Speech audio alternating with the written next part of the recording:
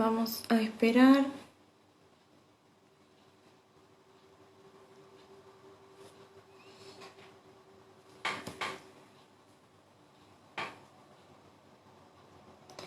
Un ratito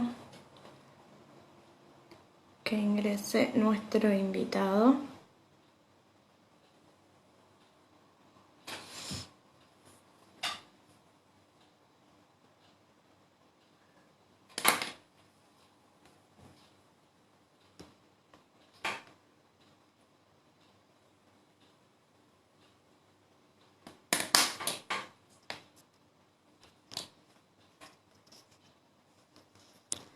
A ver.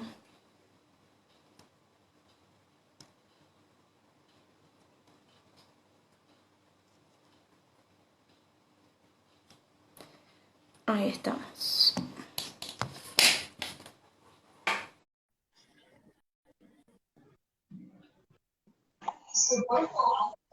Hola Juan, ¿Cómo va? ¿cómo va? ¿Todo bien? Bien, todo bien, acá estamos, todo tranqui.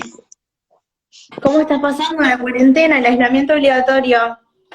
Bien, bien, acá estamos, cumpliendo nada más. Yo no estoy acá firme desde que se inició y demás, así que nada.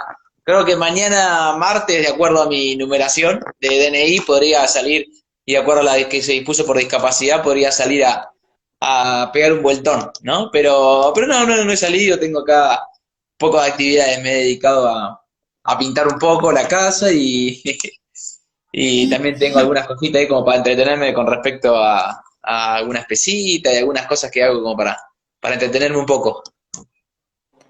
Bien.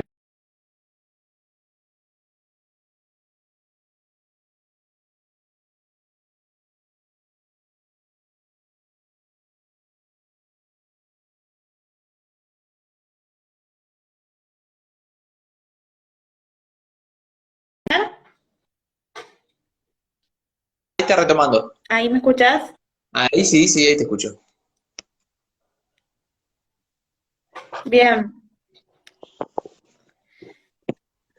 Te propongo entonces, como te decía, hacer un viaje al pasado y que me cuentes cómo fue tu inicio en el deporte motor, porque bueno, recordemos para la gente que se va sumando que, bueno, Juan es Juan Gatonimo, un piloto de la ciudad de Neuquén, y que bueno, que tiene atrás una historia bastante rica y que anduvo por varios caminos. Así que bueno, quiero que me cuentes cómo te empezaste a relacionar desde muy pequeño al deporte motor. Sí, bueno, me inicié muy pequeño, como decías bien, a partir de los 4 años de edad. No tenía 4 años de edad casi cuando primeramente me inicié con el karting, deporte motor, donde por ahí una divisional de los nenes y demás, escuela como se llama, no, que una copa que se llamaba Steel, porque llevaba la marca de unos motores que después no prosperó por cuestiones dirigenciales y demás, y bueno, mis viejos decidieron subirme arriba de una moto, una actividad que para mí me ha dado muchísimo, porque es una de las actividades que más me gusta, más quiero, que es el motociclismo, el motocross, y quizás lo vamos de pequeño porque mi vieja es hija de Nelly Fornasi, uno de los pioneros del motociclismo, ya por los años 40 empezaron a traer las primeras motos de competición. Y mi viejo es un apasionado de la actividad, pero viniendo de una familia muy humilde nunca lo pude desarrollar, así que cuando se dio esos legados que había antes, ¿no? De decir, bueno, yo no lo puedo hacer, pero lo hace, para mí no es ninguna carga ni ha sido nada, simplemente conviví con eso siempre y bueno, agradecido estoy obviamente porque para mí el motociclismo ha sido muchísimo. Competí desde muy pequeño haciendo diferentes escalas, como cualquier deportista que pretende llegar a lo máximo de lo máximo, y campeón de campeones, bueno, me inicié de la misma forma que cualquier otro chico, cualquier otro deportista, con diferentes alto y bajo, hasta que, bueno, en uno de los mejores momentos quizás tuve una lesión, una caída compitiendo en motocross, esta modalidad, en un campeonato en Chile. Yo tenía la suerte de ir ganando justamente dos campeonatos, tanto uno en Argentina y otro en Chile, de forma paralela. Y bueno, una caída quizás no tan espectacular como otras tantas que he tenido a lo largo en su momento. Fue cuando tenía 18 años, así que ya llevaba 14 años arriba de una moto de cross. Y quizás he tenido bastante caídas, ¿no? Y bastantes lesiones. Y Sí. una de esas caí mal, y fue la que fracturó varias vértebras, y una de esas lesionó la médula, que en vez de estallar hacia adentro, estalló hacia afuera. O sea, perdón, en vez de estallar hacia afuera, estalló hacia adentro, y provocó la Claro. lesión a partir de ahí, el desplazamiento, o sea, mi ingreso en el mundo de la discapacidad, por así decirlo, el desplazarme en una silla de ruedas, y bueno, a partir de ahí comenzó mi insistencia por continuar el deporte que quería, pero en este caso arriba de un auto, que es lo que tenía ganas de hacer, incursionar en el mundo del automovilismo. Bien, ¿el accidente fue en qué año? 2006, fue el 15 de octubre del 2006, Día de la Madre en Argentina, en su El momento. Día de la Madre. Exacto, sí, Y 15 de fue octubre tu del madre 2006. quien de algún modo te impulsó a subir del mundo de las motos, ¿no? Sí, sí, sí, creo que, como te decía anteriormente, para mí ha sido una de las cosas por ahí que más rescato, ¿no? Porque lo he compartido a nivel familiar. Bueno, mis hermanas son jugadoras de hockey, y además estamos todos, mi madre ha estado siempre vinculada al deporte, mi viejo también, entonces siempre viniendo de familia de deportistas y metidos en el deporte, cada uno vivió y se esforzó para tratar de llegar a donde cada uno quería. Y sí, bueno, me tocó justamente, son los que por ahí nos acompañaron a cada uno, y no creo que sea una carga, no creo que obviamente han tenido No. ellos pasado momentos muy difíciles, porque no es una cuestión de culpa, sino una cuestión de que quizás entender de por qué te había sucedido algo. Justo fue el Día de la Madre, mi padre que me había acompañado justo a esa carrera que era muy especial, él decidió volverse porque era el Día de la Madre acá, entonces justo me sucede eso estando allá. Son esas cosas que por ahí uno se pregunta en la vida, pero creo que pasado un tiempo uno va entendiendo los por qué, o quizás empieza a entender de que hay una continuidad, y bueno, cada uno va transcurriendo, asimilando. Hay algunos que lo asimilan a nivel afectivo de una manera, otros de otra, pero creo que después se van acomodando las cosas cuando uno entiende que tiene una vida igual y que continúa igual, ¿no? Creo que lo más importante es la vida, y creo que mientras uno tenga eso, el resto pueden acompañar. Bien, veo que a tu reinserción, digamos, de nuevo, desde la discapacidad esta vez, la tomaste de una forma muy positiva y con muchísimas ganas. Pero ¿cómo fue el decir, empezar, de cierta forma, empezar de cero para poder manejarte en un mundo en que antes te manejabas desde otra manera? ¿Cómo fue esa reorganización de vida? Mirá, verdaderamente no fue algo sencillo. Hoy quizás uno va recordando diferentes momentos que tuvo, y justo hace un rato lo charlaba con unos colegas tuyos que son dedicados al motociclismo, que tuve una conversación hace un rato, y hablábamos eso, ¿no? De que quizás uno teniendo una discapacidad y tratar de pertenecer a un lugar donde prácticamente la consigna es que uno ya no pertenece más, ¿no? Es como decir, bueno, ya te lesionaste, ahora quizás puedes permanecer en este medio desde otro lugar. Fíjate si te armás un equipo y lo dirigís, fíjate si te haces un programa de radio y Claro. manejarlo, canalizarlo desde ese lugar, pero tu lugar como piloto ya terminó. Entonces creo que el descontrincar eso y el pertenecer a un lugar que ya el resto no te siente parte, porque uno prácticamente, si decide insistir en eso, es como que todavía sos el que no asimilaste lo que te pasó y te está faltando todavía darte cuenta, y no hiciste el clic, ¿no? Entonces creo que eso tiene un peso importante en el momento que uno decide en continuar. Y de golpe, sí, te encontrás. Yo siento que hasta el día de hoy, incluso uno estando dentro del automovilismo, hay mucha gente que está de acuerdo, mucha gente que no está de acuerdo, y uno va destrabando ciertas cosas para sostenerse, y es muy difícil sostenerse. Y cuando necesitas sostenerte, por ahí necesitas ciertos mimos para que te hagan sentir parte del medio en el que necesitas vos, o que querés vos permanecer. Muchas veces como que no dejás de ser el bicho raro y estás siempre como viendo a ver, es muy difícil quizás desligarte y ponerte en frío al momento de competir, de que sabés que hay gente que está y gente que no está de acuerdo. Entonces siempre pensás una maniobra antes de hacerla, porque sabés que quizás si vos tocabas uno y dejabas afuera uno, esa manera va a estar mucho más observada que la de otro.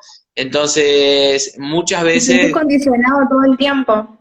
es como que sentís quizás una presión extra, que quizás uno trata de trabajarla para decir, bueno, no me tiene que importar, no tiene que inferir, pero es muy difícil, sobre todo por el esfuerzo que uno hace para sostenerse, y el automovilismo, tiene un automovilismo muy fino. Yo estoy dentro del TC Moura, que es bueno, ahora estoy en el impasse, ¿no? Para recuperar la parte económica y poder solventar como la idea que tenemos realmente.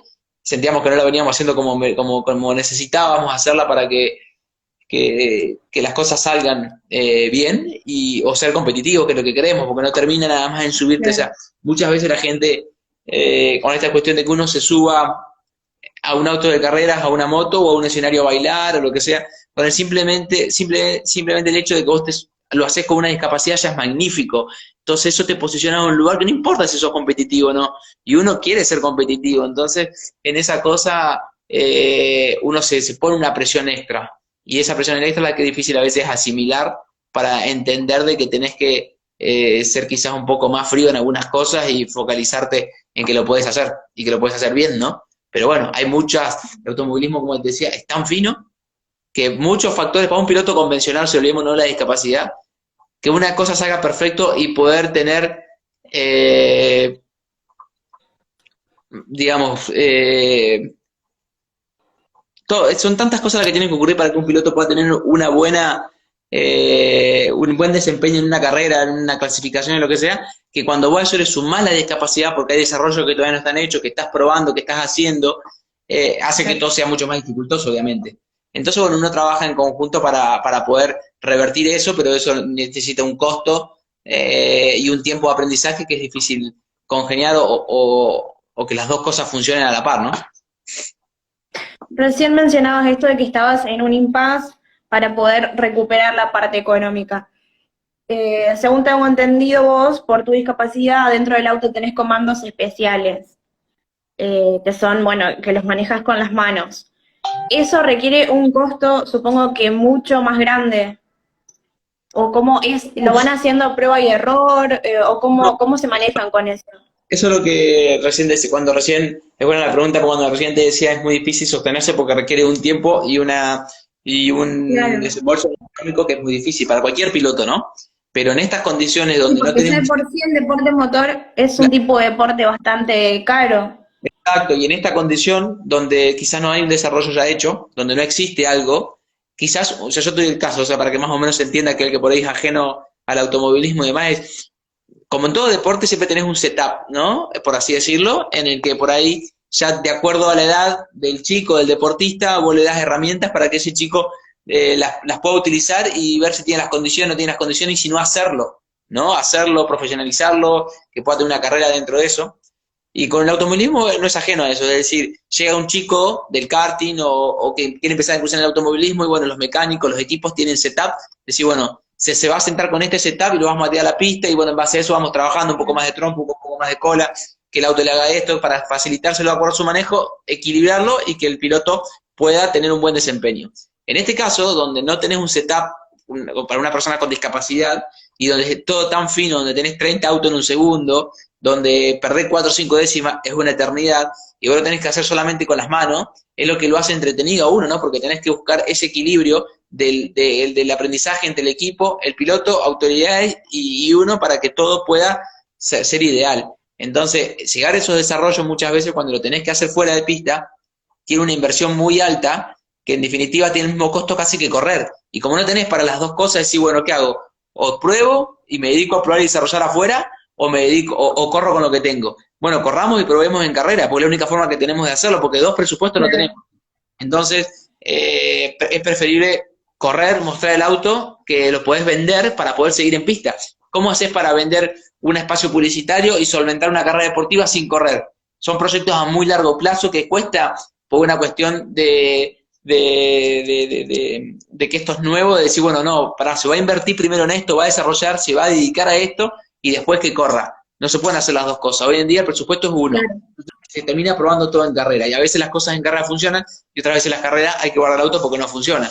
Esa es una realidad que creo que le pasa a muchísimos deportistas, que nada más que en este caso estás peleando por algo que todavía es nuevo y que hay que tratar de que las cosas resulten. Pero bueno, lleva una etapa y un aprendizaje bastante de un costo muy alto y de un tiempo muy alto, ¿no? Porque uno se dedica a lo comercial de forma particular y tiene su vida también. Ojalá uno pudiera estar dedicado y abocado con una terminal a desarrollar mandos, a desarrollar autos, a decir, bueno, que esto después se replique en la vía pública, porque es una verdad.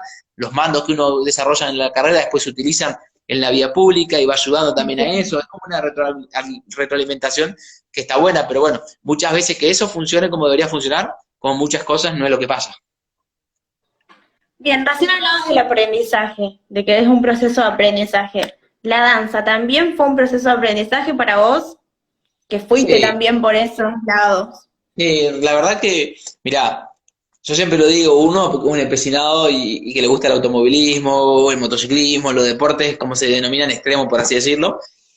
Pero yo debo Ujú. reconocer que lo que tiene que ver con el baile y la danza me ha dado la posibilidad de conocer algunos aspectos, de crecer en otros y de sobre todo darme cuenta del lugar que ocupa la discapacidad en muchos factores, que tienen que ver en lo social. Y creo que una de las cosas que hemos hecho en la que más debo reconocer que se ha avanzado. Cuando Mónica Centeno, que es la directora de Danzability Argentina, Danzability es una técnica creada para personas con discapacidad por un italiano, Sí, que lo sí. que hace es que a través de la expresión corporal, no importa el género musical ni nada, la persona pueda iniciar una expresión corporal, ¿no? Y a través de eso, algunos la utilizan para una rehabilitación, otros la utilizan para una estimulación, y otros lo utilizan como una actividad de un baile, de baile, ¿no? De bailarín, de ser bailarín profesional o bailarina profesional. Cuando ella me cita con esta técnica, me dice, bueno, yo hagamos una cosa, nosotros participamos, mirá, yo el bailarín es mi hermano, yo no soy del baile, pero como uno está atrás de laburando con una cuestión de inclusión y demás, le digo, hagamos una cosa, si vos lográs que nosotros nos habiliten para bailar en un certamen de baile, incluido, es decir, nosotros con discapacidad contra los convencionales, por así decirlo, lo hacemos. Y bueno, Moni se movió y logró que seamos habilitados en un torneo de baile. Cuando Interamericano de Baile en Capital. Entonces armamos una coreografía, todo, y nos tocó que ganamos. Había como, no sé, 300 parejas, y cuando llegó el final del día, nosotros fuimos la primera, bailamos 8 menos cuarto de la mañana, para que te dé una idea. Y cuando llegó el final del día, eran como las 11 y pico, 10 de la noche, se hace la entrega de premios, y nos encontramos con que habíamos ganado la medalla de oro. Entonces, pero bueno, era todo como muy extraño, porque justo uno de los muchachos que me acompañaba, que nos hace la foto, toda la parte de materiales, me dice, no, ella no se viene muy riéndose, no viene y dice, no sé lo que me pasó, me dice, mientras estaba allá atrás sacando la foto, me dice, había una señora mayor, dice que se secaban aplaudiendo de pie, se secaban las lágrimas, dice, qué bonito, dice, pero qué triste pero emocionante que es esto, ¿no? Entonces dije, bueno, creo que esta es la primera y la última vez, Mon, porque lo que nosotros tratamos va en contra de lo que nosotros queremos. Nosotros queremos que la gente, si llega a una emoción o a un aplauso, llegue a través del talento y no por el simple hecho de subir a escenario Claro. con una rueda. Creo que esto va a servir mucho como terapia, pero no da la pauta de que las personas con discapacidad puedan estar incluidas en un certamen de baile como corresponde y ser una pareja profesional de lo que hacen. Moni no tiene discapacidad, ¿no? Yo me había olvidado de decirlo. Y yo creo que estaría bueno que puedas laburar, o laburemos juntos si querés, porque ya me había embalado, en hacer algo un poco más acrobático. En que si lo podemos sumar a arnés, si podemos sumar que la silla vuele, o sea, podemos hacer alguna cosa de esa, estaría bueno porque por ahí eso nos da de que Siempre la tomando un poco de riesgo. sí, pero más que nada porque digo, por ahí la gente quizás se queda un poco más con eso y no con el simple hecho de que subía a un escenario con una silla. Y bueno, dicho hecho, Claro. hicimos la posibilidad de inaugurar una escuela de danzability en México, salieron muchas, nos salieron becas no sé, en Boca para poder seguir estudiando y poder desarrollar la técnica, habilité todas las escuelas de danzability, fui muy invitado a un montón de certamen, a la que en un momento dije, Moni, no, porque no es lo que, o sea, me gusta mucho lo que estamos haciendo, pero en realidad quiero seguir insistiendo con los autos, en su momento no estaba corriendo un auto, no estaba habilitado todavía. Y le digo, pero bueno, creo que está muy bueno lo que se hizo y lo que se viene haciendo. Te acompaño de las más en algunas y puntuales, pero vos seguís, ella siguió con su escuela. Pero bueno, cuesta mucho que ella pueda sostener una escuela, ¿no? Porque no olvidemos que discapacidad ocupa un lugar donde por ahí es muy alto la gente que no tiene acceso a muchas cosas, a una silla, a una hora social, Sí. a la almohada que tiene que tener, a transporte. Entonces es muy difícil sostener una escuela de baile donde la tiene que sostener ella con su mismo recurso, porque no hay quienes acompañen esa iniciativa. Es una realidad. Por eso digo, la discapacidad tiene sus contras en un montón de cosas a nivel social, no solamente en el automovilismo, ni en el motociclismo, ni en nada. La discapacidad ocupa un lugar que es ¿cómo te puedo decir? Es como que mientras que uno salga el librito y después no existe otra cosa. Entonces, Moni le costó mucho sostener eso y bueno, hoy sigue lidiando hasta el día de hoy para sostener la escuela de Danceability.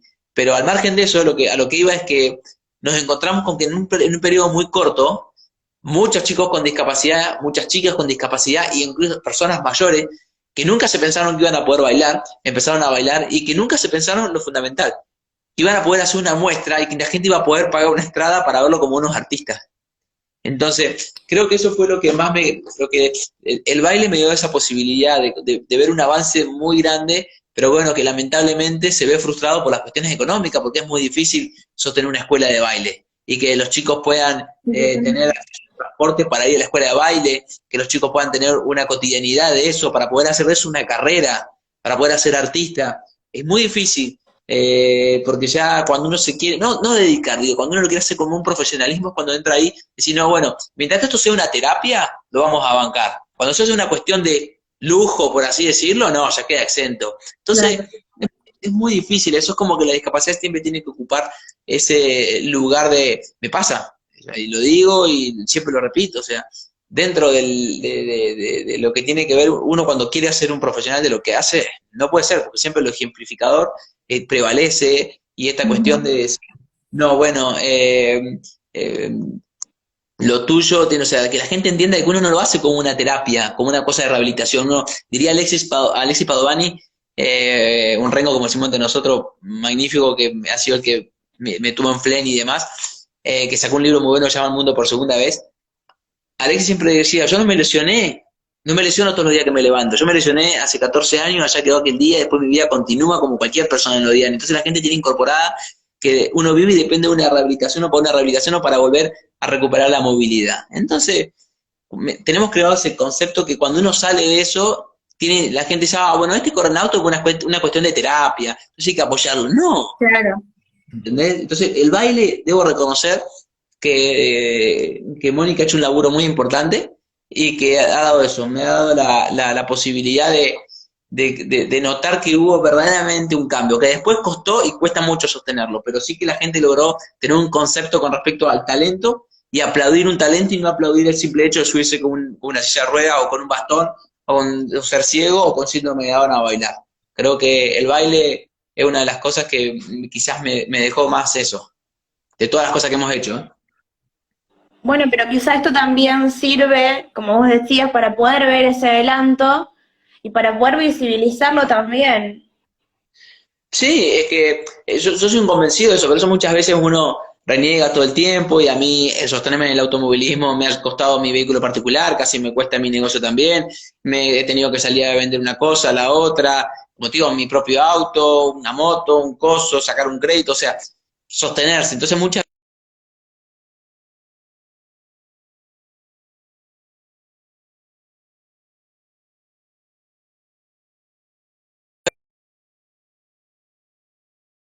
ejemplificadora, bienvenido sea, mientras que vos vendas la parte de la lástima, por así decirlo, bienvenido sea.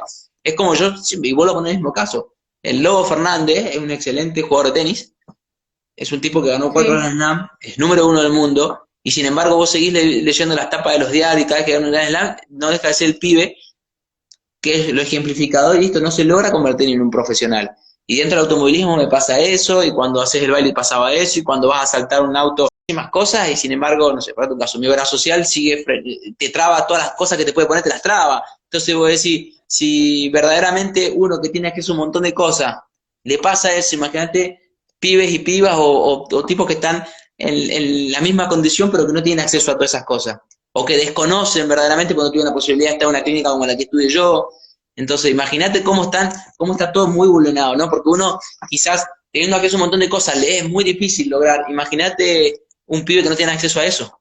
Entonces muchas veces cuando se habla... que simplemente no lo tomen de la misma forma que lo tomaste vos. Vos encaraste la discapacidad desde un lado totalmente positivo y pudiendo reinventarte de cierta forma de una manera muy fácil. Pero imagínate, no sé, una piba o un pibe que no lo tome así y que encima tenga trabas en cuanto a salud. Es algo muy fuerte, digamos. Pero es que sí, es que yo, o sea, pasa que es lo que te digo, uno es convencido de que hay una continuidad, ¿no? Y que podés hacer un montón de cosas.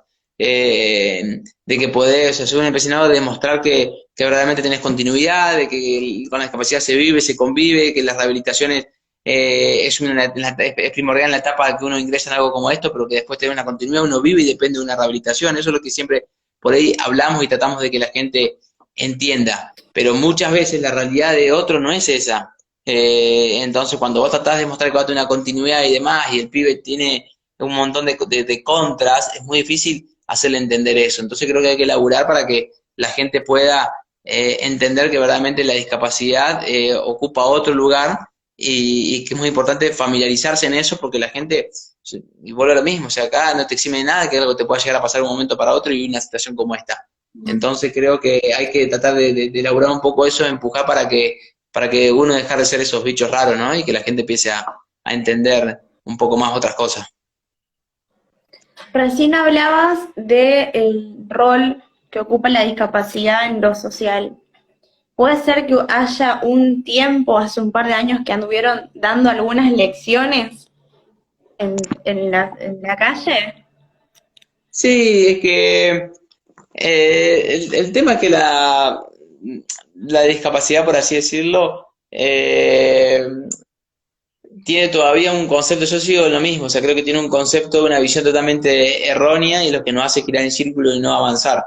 Sí, me tocó, como te digo, en un momento ir haciendo siempre cosas que tenía ganas de hacer, cosas que me fueran quizás posicionando para mostrar que estaba en condiciones de llegar quizás a la acreditación para hacerme piloto de automovilismo y en eso empezar a trabajar y mostrar que estaba apto y que estaba en condiciones de hacerlo. Entonces empecé a trabajar y a armarse varias cosas y una de esas fue cuando nos tocó hacer de Ramp Lesson, la lección de la rampa. Se conoció más en el mundo como de Ramp Lesson que la lección de la rampa acá en Argentina. Y incluso con lo que hablábamos recién, siempre terminás hablando de lo mismo.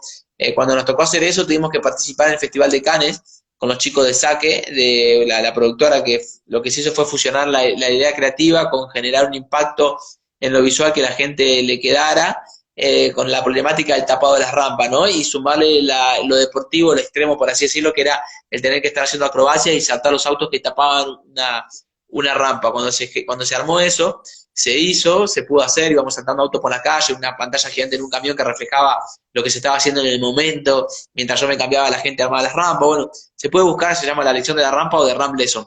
Cuando se hizo todo eso, los chicos que fueron a competir a Cannes, con el material y demás, tuvieron que ir participar por México porque encontraron un montón de trabas a la hora de acreditaciones para lograrlo acá en Argentina, ¿no? Porque las coberturas no me cubrían, porque era toda una locura.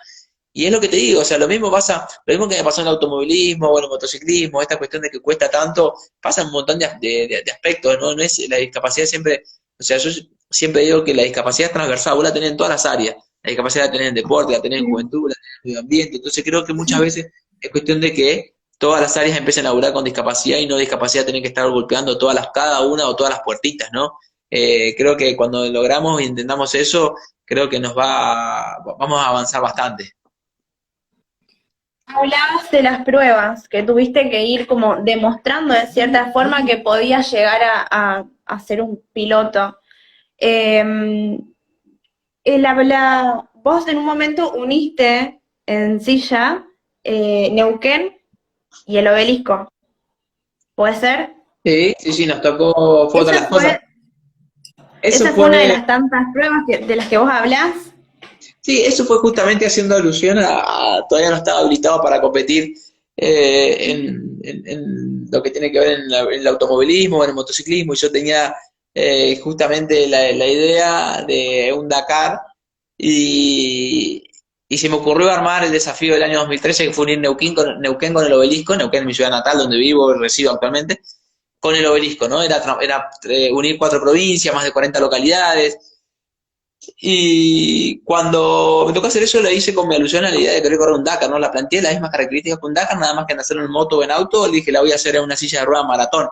No decir un día me subo a la silla y cuando llego al obelisco llego. No, la planteé una cantidad de etapas, con una cantidad de kilómetros a recorrer por día, por unir, digamos, una con otra, y a su vez, como acá una de las cosas que hacíamos como grupo, dijimos, bueno, vamos a sumarle el lado solidario. Y en ese caso lo que hicimos fue armar una especie de pasamano solidario, en lo que consistía en que la gente pueda entregar elementos ortopédicos en desuso, como bastones, sillas de ruedas, andadores, y después lo que toda campaña solidaria generalmente lleva, que es ropa, juguetes, bueno, pañales, comida, y lo íbamos entregando con un trabajo de logística del equipo que me acompañaba, etapa por etapa, es decir, lo que se recolectaba de Neuquén a la primera etapa, que era Regina 100 kilómetros, se dejaba en Regina.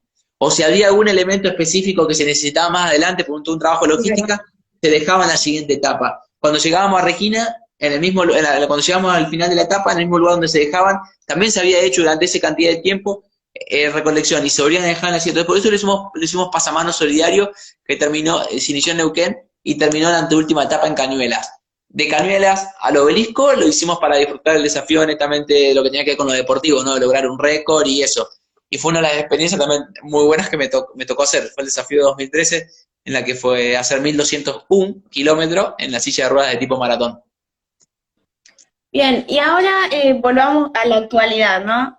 Sin esta pandemia, sin este aislamiento obligatorio, ¿cómo sería un día de rutina tuyo? Mirá, yo tengo una actividad comercial a nivel familiar que la he empezado con mi padre ya falleció hace unos años, que tiene que ver con, nosotros dedicamos a fabricar todo tipo de premios. Somos una casa de trofeos, hacemos copa, medalla, trofeo, todo lo que tiene que ver como todos, digamos, cuestiones deportivas, ¿no? De premiaciones. Hacemos premios especiales y todo eso, y bueno, me dedico a eso. Y tenemos un local y ahí mismo tenemos la fábrica, unos productos otros ya se compran y demás, y nos dedicamos a eso, esa es mi actividad comercial, donde tengo un huequito siempre cuando tengo que estoy haciendo alguna actividad o próximo a hacer alguna actividad, trato de focalizar alguna rutina de entrenamiento para eso, pero pura y exclusivamente de acuerdo a lo que esté por hacer. Es decir, si voy a correr un enduro, me pongo algo armado para eso. No es que sostengo una permanentemente, sino que voy rotando de acuerdo a lo que esté por hacer. Claro. Cuando llegué al automovilismo, sí debo confesar que es muy difícil sostenerse y en la que por ahí uno es tanto el esfuerzo que hace emocionalmente, por así decirlo, para reunir las condiciones económicas para poder estar presente y en pista, que muchas veces no te queda tiempo para nada sumado a una actividad comercial.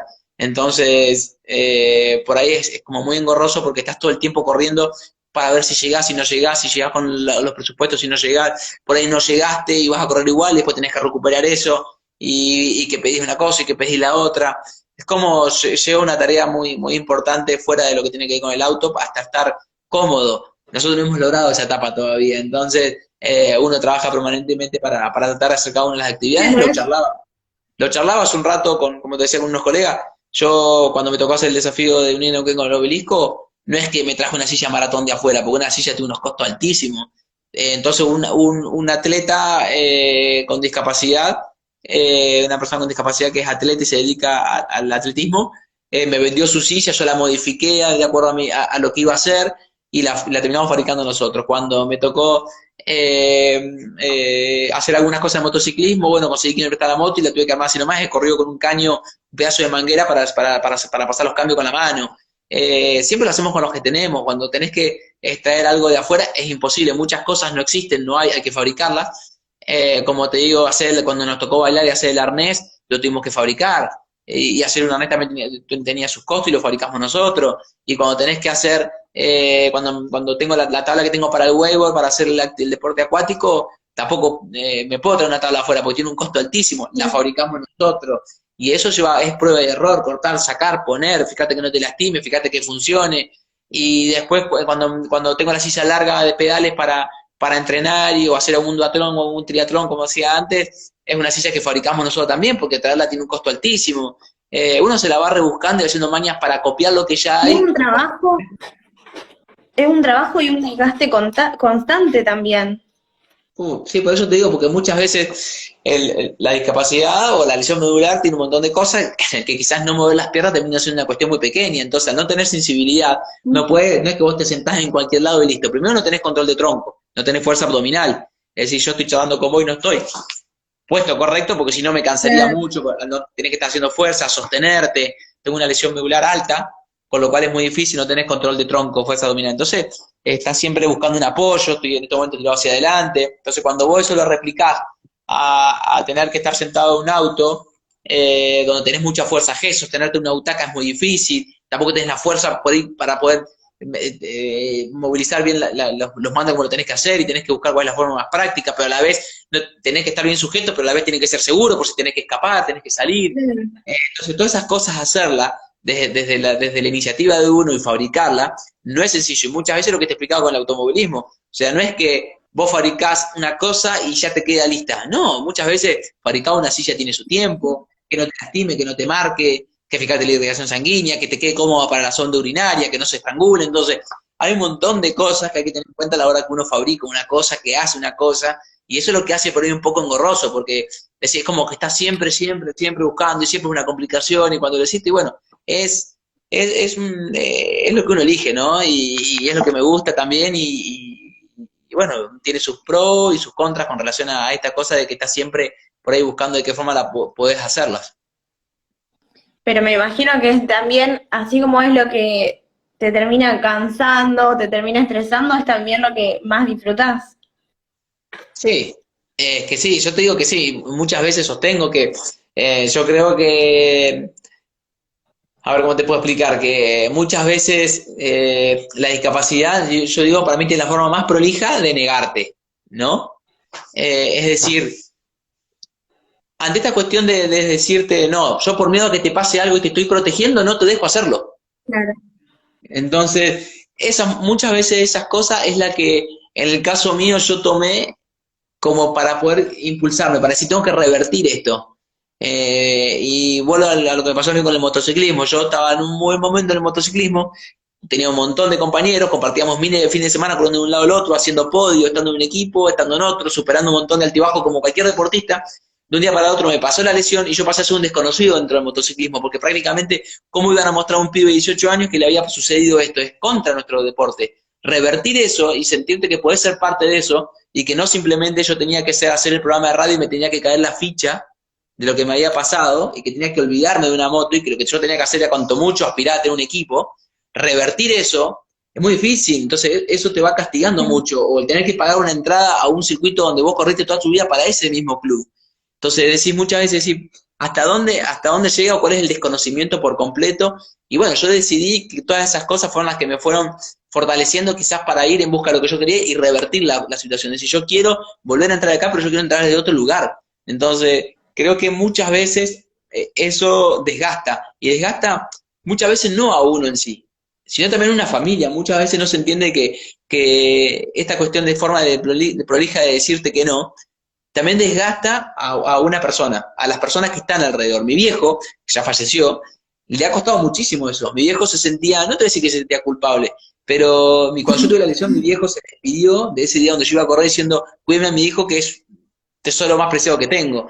Entonces cuando de golpe me pasó eso, es como decía, él sentía una carga, y al revertir eso, el todos los días tener que estar diciendo, no, viejo, fíjate que yo igual, está bien, estoy en silla, pero yo igual tengo una vida, una continuidad. Y él no tratar de no tener los medios económicos para solventar mi carrera deportiva que yo buscaba en continuidad, y me dejaban y te decían, no, no puede, no, ¿por qué no? ¿Por qué no? ¿Y por qué no? Y por el miedo, y revertir eso, y que los mismos había estado hasta hace un año atrás compitiendo, ibas a decir, che, me quedo a dar una vueltita en moto, y no, y tenías que pagar una entrada. Todas esas cosas lastiman mucho también, quizás, no a uno que era joven y que está tratando de revertir una situación, sino lastima mucho a los que acompañan eso, porque no tienen los medios económicos ni los medios administrativos para revertir eso. Entonces, yo siempre lo replico, y lo que te decía anteriormente, imagínate a uno que tiene acceso a una obra social, acceso a un trabajo, a la silla que tenés que tener, al almohadón que tenés que tener. Imagínate a tener posibilidad de tener un autito para movilizarte. Imagínate a aquel que no tiene eso, que no tiene acceso a eso. Es un Entonces, camino el doble de duro. claro, y por eso, y yo lo charlaba con una gente que nos está acompañando también un poco ahora, que es el algo que decíamos los otros días, muchas veces ojalá nos dé el tiempo para disfrutar un poco de eso, para decir, tener el reconocimiento, no el reconocimiento porque, vuelvo a lo mismo, o sea, no es el reconocimiento por el simple hecho que vos estás en una silla de rueda, competir en auto, sino tener las herramientas para poder hacerlo un día como realmente sentís las ganas que tenés como lo tenés que hacer. Porque, y quizás nos toque no disfrutar eso, quizás nos toque verlo replicado después en nenes que van ingresando y que se va haciendo todo cotidiano. Y yo lo charlaba la vez pasada, que uno se No, va dando es un cuenta. hecho, creo, de dejar de quitarle posibilidades a otras personas que están totalmente aptas y son totalmente competitivas para poder estar dentro del deporte motor. Sí, bueno, pero acá también tenés esta cuestión de que de, de cómo convive uno, como yo te decía anteriormente, en un medio donde estás quizás en un lugar donde el mismo medio no termina de aceptarlo. No porque sean malas personas ni por nada, es por una cuestión generacional, por una cuestión de que le da miedo, o sea, son cosas que son sumamente entendibles. Y cuando vos estás prácticamente a los codazos para sostenerte, para decir, bueno, acá estoy y demás, eh, es muy difícil mantenerse en ese, focalizado en eso, ¿no?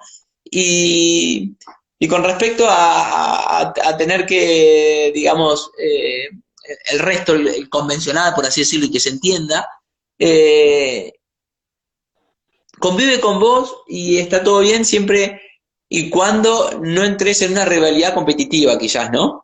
Cuando vos ya entras en una rivalidad competitiva es donde quizás se acusa o que puedes tener una ventaja o que no estás en condiciones de.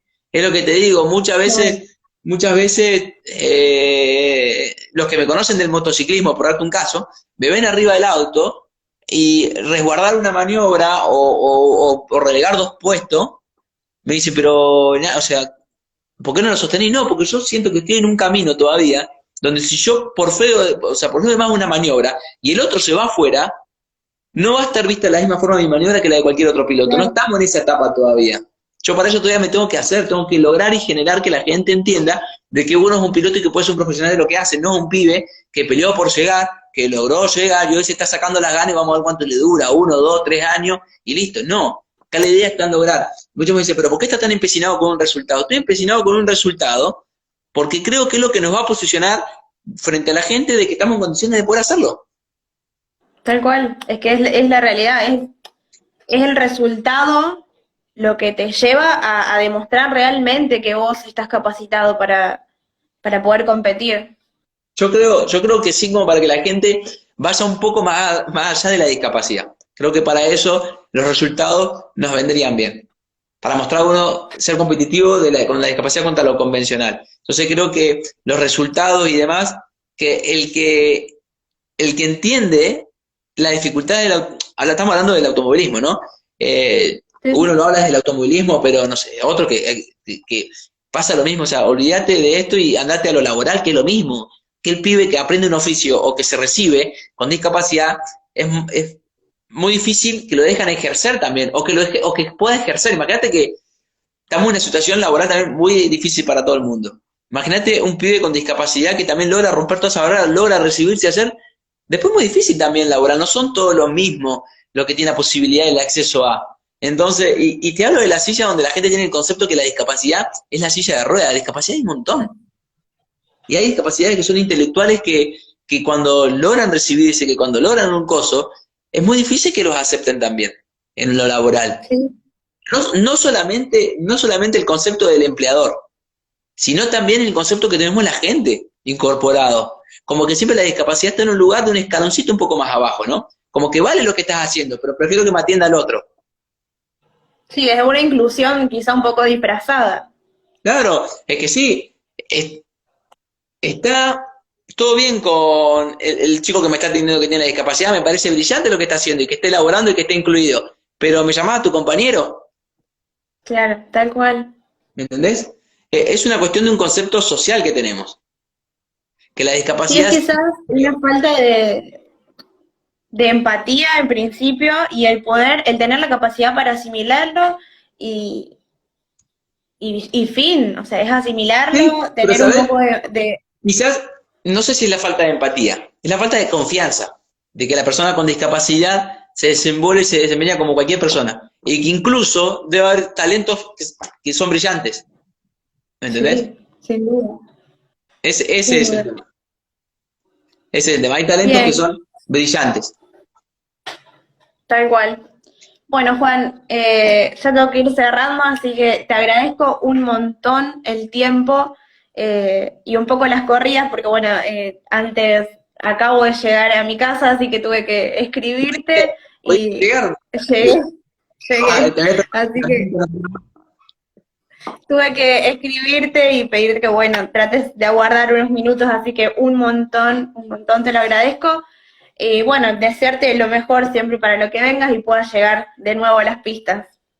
Bueno, yo te agradezco por el espacio y bueno, vamos a tratar de, obviamente, de revertir. Yo creo que tenemos que seguir insistiendo, todavía me quedan ganas, ¿no? Cuando ya no tenga más ganas, veré a qué me dedico, si me dedico 100% a lo laboral, o qué. Por el momento tengo ganas de seguir insistiendo, a veces cuesta, por esta cuestión, siempre digo, de insistir muchas veces te posiciona en un lugar frente a de quejas o de reclamos, no es eso, sino que uno trata de insistir y demás para primero encontrar un lugar, como te digo, y sostenerse, y después por la continuidad que viene atrás. Pero nada, agradecerte a vos, a toda la gente que se enganchó, y bueno, estaremos al habla seguramente a ver qué podemos hacer cuando estemos por allá. Algo vamos a ver, tenemos amigos por aquellos lados, ni más ni menos que la gran familia Angelini, del Tati, pilotazo del turismo carretera, que bueno, que Sí, sí. lamentablemente falleció en un accidente aéreo y ha sido quien me abrió las puertas o me llevó de la mano de él, llegué a la gente de Uruguay, que sos que me decidió acompañar dentro del automovilismo y romper con un montón de cosas. Y mi familia, o sea, la familia de automovilismo eh, dentro de, creo que son los Angelini. Y agradecer obviamente a toda la gente que siempre nos hace el aguante, estaban enganchados acá, gente de la 15 que es la hinchada de Chevrolet, que a cuales agradezco. Muchísimos saludos y mensajes en el vivo, que la verdad en la charla me entretuve demasiado y por ahí se pasaron un montón.